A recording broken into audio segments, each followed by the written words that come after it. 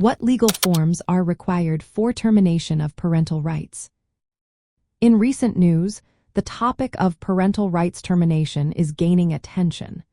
Many people are searching for information on the legal forms needed for this significant process.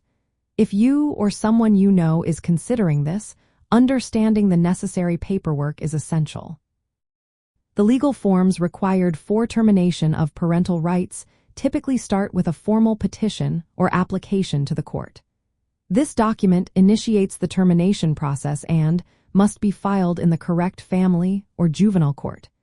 It is important that this petition clearly outlines the reasons for seeking termination.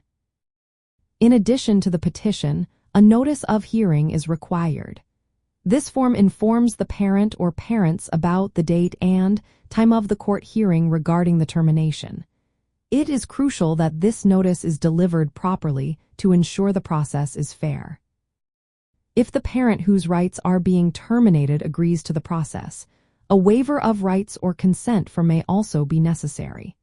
This form shows that the parent understands the implications of giving up their rights and agrees to it voluntarily. For those who may have financial difficulties, an indigency application can be filed. This form requests a waiver of court fees, which can be helpful for individuals unable to afford the costs associated with filing.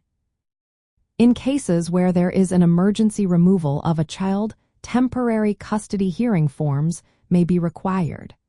These forms address the immediate custody situation before the termination proceedings begin. The specific forms and procedures can vary by state and jurisdiction.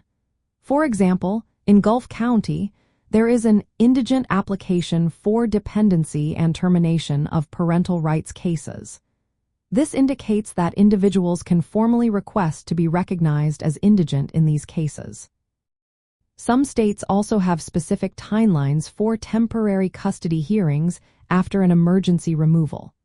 In these instances, parents may have the option to waive their right to a hearing, which would requiring additional forms. It is essential that the petition establishes grounds for termination with clear and convincing evidence.